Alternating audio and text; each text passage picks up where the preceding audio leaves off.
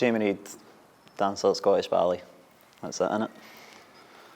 It's important that, like, my story especially, because at first I didn't realise it, like, what was going on in my head. I just always done that typical West of Scotland thing that you just, like, oh, something happens, get on with it. And I didn't realise that it was having such an impact on me. I basically want to just encourage, like, that, just normalising the fact that if there's something wrong with you, talk about it to somebody. It could be anybody, because just that one wee tiny thing, if you talk about it, like, what a relief you feel. It was when we were performing Highland Fling, so it was like my debut at James. It was probably, like, up to this point, it's definitely my career high.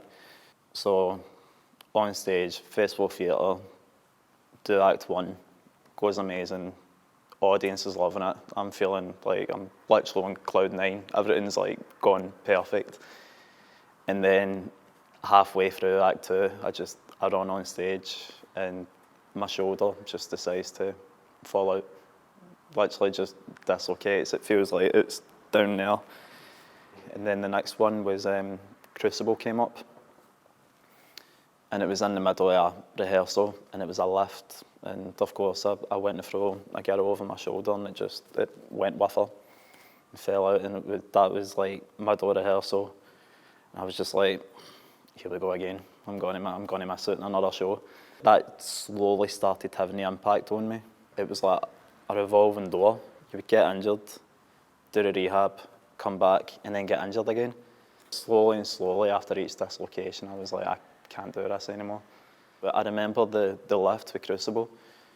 Whenever I was in the studio and I seen, like, the other cast rehearsing that in that particular lift, I would just always have to turn away and I couldn't look at it, because I would always get flashbacks of this happening in my shoulder, just feeling that way. And I'd never been in that position before. Just having that constant fear, it was literally like a PTSD moment. So we got booked in, got the surgery, and afterwards, when she came and seen me, she was like, it was pretty bad. It was a mess, essentially. It was just a mess. I got that fixed up. I missed the spring season.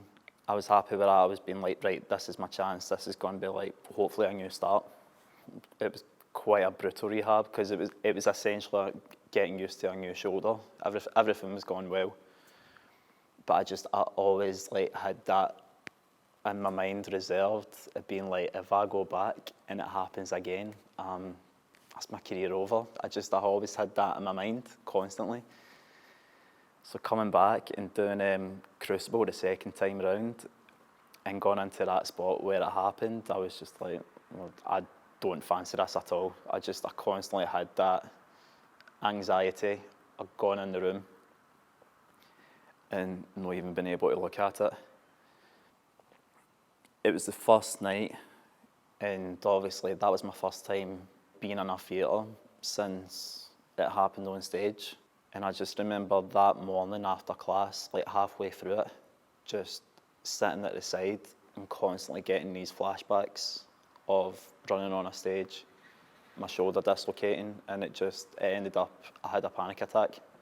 I had a panic attack beside the stage. Again, I was kind of initially baffled by it, because I thought I was all right. It felt like I was going back into that revolving door scenario again. I sat down with the staff, and I remember it, like, in the middle of the conversation, just bursting into tears in the room and being like, help me, because I'm really not doing well here at all. So it was agreed that we'd get in touch with a sports psychologist and we'd go for there. That was, like, probably the first point of feeling like, I spoke about it, and it just felt like this wee gremlin on your chest just came off. Although I'd realised that something wasn't right, I was still doing rehearsals. And even before full runs, I was like, oh no, I really don't want to do this. I don't, because I just always had, like, what if my shoulder goes to an awkward angle and it's the midway of a run? That did happen. There was one run, and again, I felt it click right in front of all the staff, and I literally crumbled in the middle of the studio. I put hands on my head, and I'm like, I can't do this anymore. So I sat down again with the staff. They were just, it's like, take the time out this tour and just get the help you need. I really just, I was at that low point. I just, like, your knee-jerk reaction is just to pack it all in. The 2 weeks of me getting my surgery, that was me. It's like, I seen that as my holiday. That was me off. So I never actually gave my head the chance to just switch off. Like, and that was, it just eventually it just overflowed. It was a night, it was like, I was watching a football, and it was the first ever time like my team had won in Italy. And normally I would be screaming my full street down.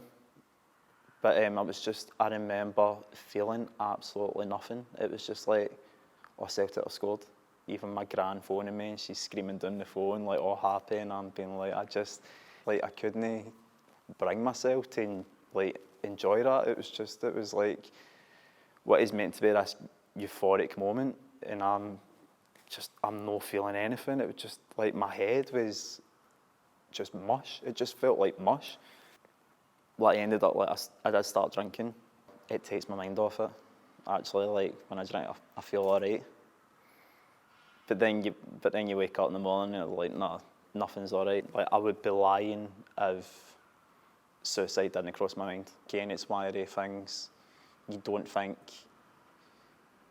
that you could be in that point. You don't expect yourself, but how the places your mind goes. And I just remember, like, after a night out, and I was like walking across a bridge at the Clyde, and I stood in the middle of it, and I didn't have the intention of like throwing myself over the bridge, but I was standing on the edge of it, and I was just like, behind me, I was just like, going to somebody, please just stop the car and talk to me. I remember listening to a boy for Glasgow as well, and he was talking about his about depression and anxiety and stuff.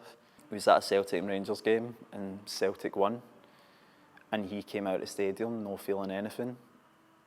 And then like when I listened to that, I was like, no, do you know what? That was exactly me 2 weeks ago. It was like hearing somebody else say that. It's not just you. So it got to the point, speaking with sports psychologist, she sat down with you and just got to know you as a person, just who you are and like where you grew up and all that stuff. Because that's what I felt like missing. I felt like I didn't have any normality in my life. I didn't feel like I could speak to anybody at all. Further down the line, after a couple of sessions, probably what I need to do is take myself out the building, take myself out of Scottish Ballet, because I still wasn't switching off. I was like, I just need to take myself out of Glasgow. I didn't look at my phone. I took my head out of Scottish Ballet, and I came back, and it was like that realisation after I come back and being like, do you know what, I'm ready. And then COVID happened. I remember initially feeling like this is the last thing I need, because it didn't feel like a span on the works. It felt like somebody just took the full toolbox and just went like that and threw it in. Like all the sessions and the way I was seeing things, it was like my frame of mind was probably the best it's ever been. So I was able to be like, the situation I'm in, there's nothing I can do about it. I don't know when I'm going to come out it. And then I just ended up seeing the positives that whenever we do come back, we're all going to be in the same boat. So I was able to go into class, not a problem. Obviously the first day, being away for so long, like, you had that wee bit of anxiety, but again, when I'd done it, I was like, I'm so happy I'd done that. So I was able to come in the next day, and then it was like the ball just got rolling. I was just so happy that I was back in that studio. I was back to getting my normal self. All that happening, I wouldn't go back and change any of it. Glad it did happen, because it was a life experience, and I generally have learned it, and I've came out of it. For other people, like, if they're at that dead low point, it does therefore get better. Like, there's always, like, no matter how long it does take, there's always a positive outcome. What it took for me was just hearing somebody else's story, and I just hope that people hear mine and whatever similarities that they hear, that encourages them to just either get whatever help they need, or just a simple like start speaking to somebody. That's me.